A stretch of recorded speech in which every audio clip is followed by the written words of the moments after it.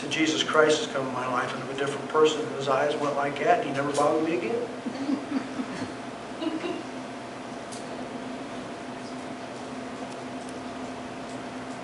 Never forget the time after we got married, when we were engaged, we both had jobs. When we got married, we both were jobless. I don't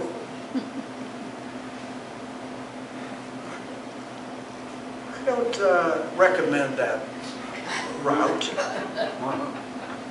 But I know when we were on our honeymoon, we had enough money for that. And when we were on our honeymoon, I turned to Benina, I had absolute peace. Now some of us can be that way and be worrisome, and some of us can have absolute because it ain't from God, it's because we're kind of stupid. I had absolute peace in my heart from God, that God was in this. And I knew that God had it. So we went and we spent money, and we came back, and she got a job up in Milan, Ohio, and the only thing up to that point, the last 5-6 years up to that point, all I did was play trumpet. And you go to Milan, Ohio on the map, on the Ohio map, and you say, I don't think they need trumpet players there. I don't think it's going to happen. It's not going to work. We prayed about it, I prayed about it, we sensed that's where we need to go. So we lived in Norwalk, which is right near Milan. And I went to the employment office, and they said, go see Ron Corper. He's the person that does music in town. So we went to his house, knocked on his door, he wasn't there. We were going out, and he backed up because he saw that someone was at his house.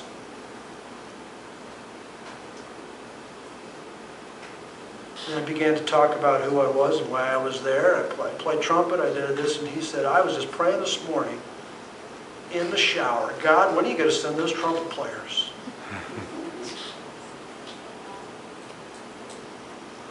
Tears began to come down Benita's face.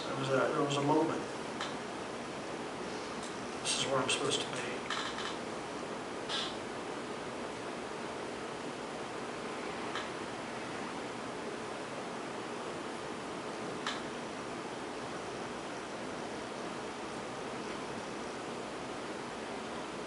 Through a different set of circumstances.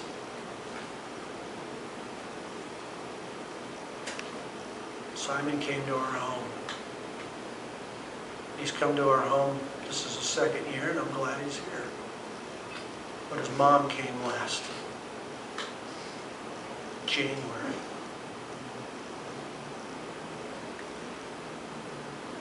She had a horrible liver problem. Was bleeding.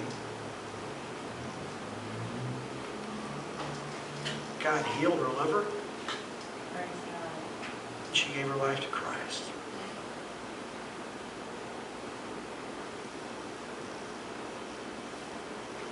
Mom's had all sorts of problems, but you know what? I'm glad she's having problems here rather than problems out in Bluffton. I wouldn't be seeing her. I can't make that 2.5-hour trip. How often? I'm not excited about her health right now. But you know what? She's here. Right.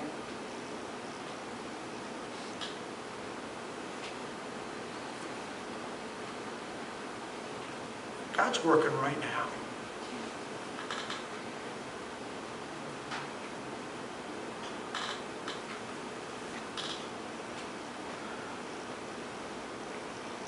How about for you? I will never forget. I could talk for hours and hours and hours.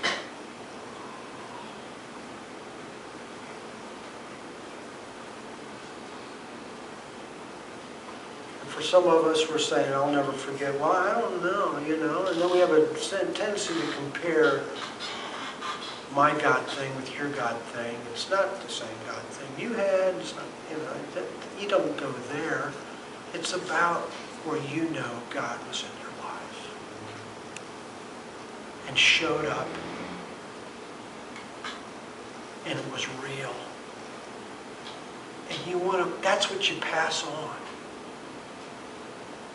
Or here we are, we're in Norwalk.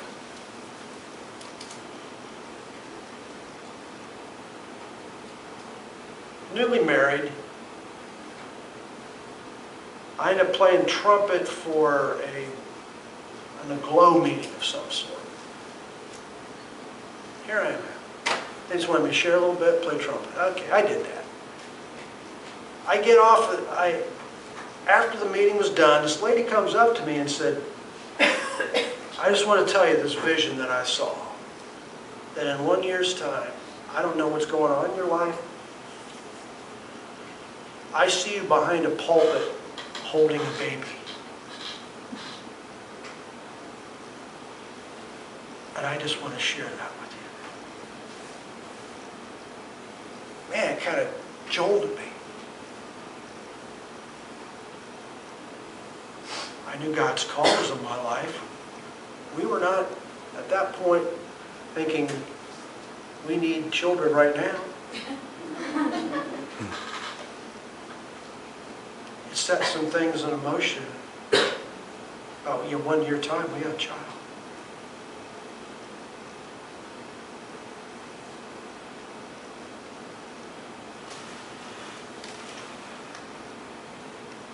Never forget that. I remember talking to Benita. I said, would you pray about this, honey?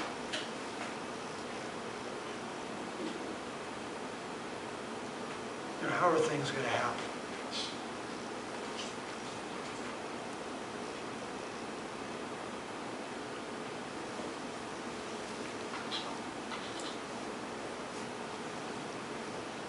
In 1 Corinthians, Paul is saying, I'm sending Timothy to you. He's my son, Lord. I love him and trust him. He will help you remember the way. Sometimes we need some people to help us remember.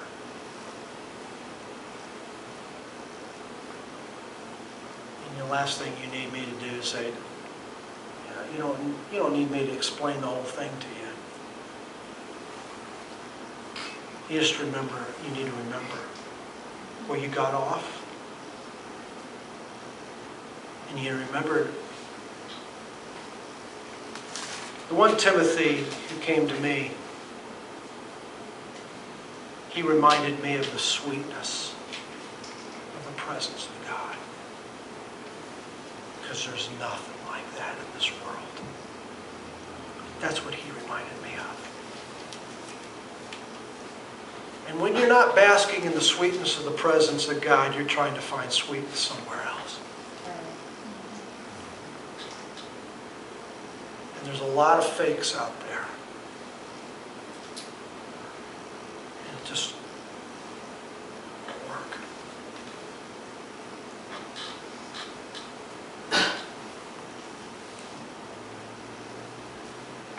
Talks about in this passage that Jesus knew who he was. It was the time before the Passover feast. Jesus knew the time had come for him to leave the world. It was time for him to go to the Father. Jesus loved his disciples who were in the world, so now he showed them the full extent of his love and how much he loved them.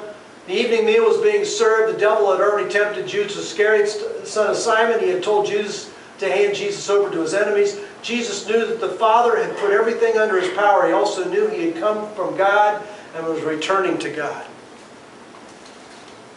Jesus knew who he was. I think over time we forget who we are. I think one of the biggest things that we forget is we forget who we are. We forget whose we are. We forget our connection with God. We forget the vitalness of what that relationship will be. We forget. We forget who we are. Now, if you say, well, I never really knew who I was. Well, then you go back to that first passage where it says that he will teach you all things. He will teach you who you are. Jesus, then it says after this, Jesus knew the Father had put everything under his power. He knew that he'd come from God and he was returning to God. Jesus was absolutely secure. He knew where he came from. He knew where he was going. He knew where he is. So what could he do then? He wrapped a towel around his waist, poured the water in a large bowl, began to wash his disciples' feet. When you know who you are, you know what your mission is. When you know who you are, you know what your mission is. If you try to do a mission without knowing who you are, you'll end up hitting a bottom because your mission doesn't flow authentically out of your life. And then when you hit rough spots, you'll say, I don't really want to do that. Well, it didn't really flow out of who you were. Because whether you hit rough spots or not, if you know who you are, that's the way you go.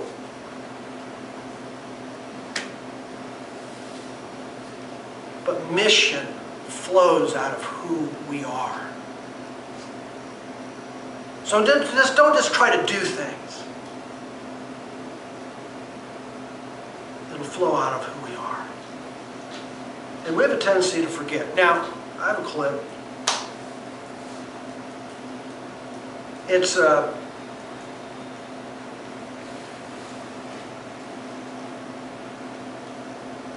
from The Lion King, of all little.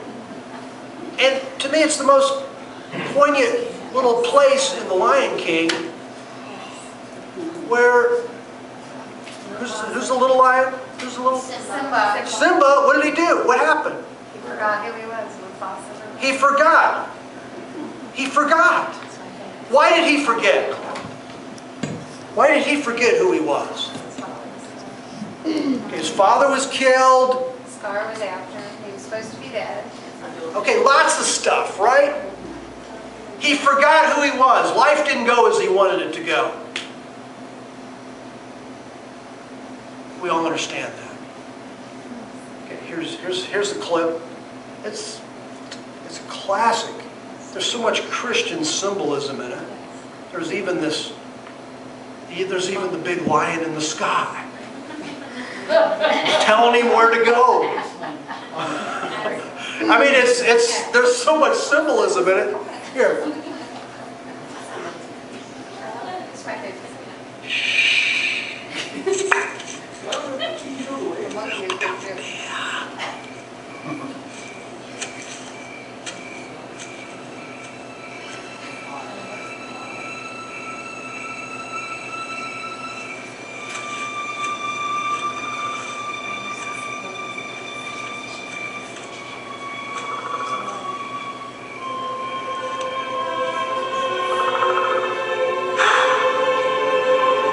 That's not my father. It's just my reflection. No. Look hard.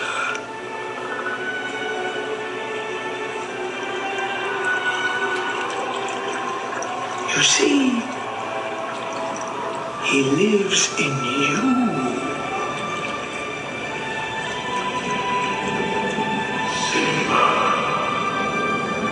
Father?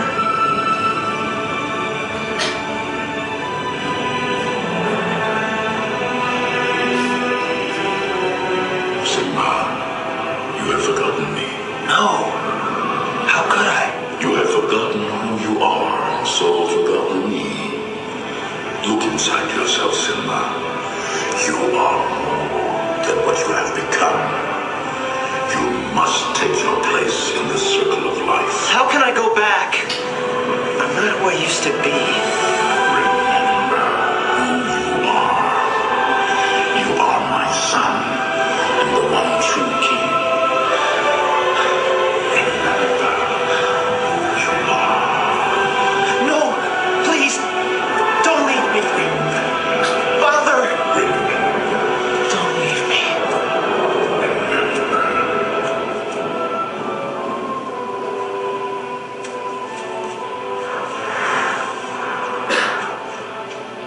What was that? The weather. Very peculiar, don't you think? Yeah. Looks like the winds are changing. Change is good. Yeah, but it's not easy. I know what I have to do, but going back means I'll have to face my past. I've been running from it for so long. Ow! Jeez, what was that for? It doesn't matter. It's in the past.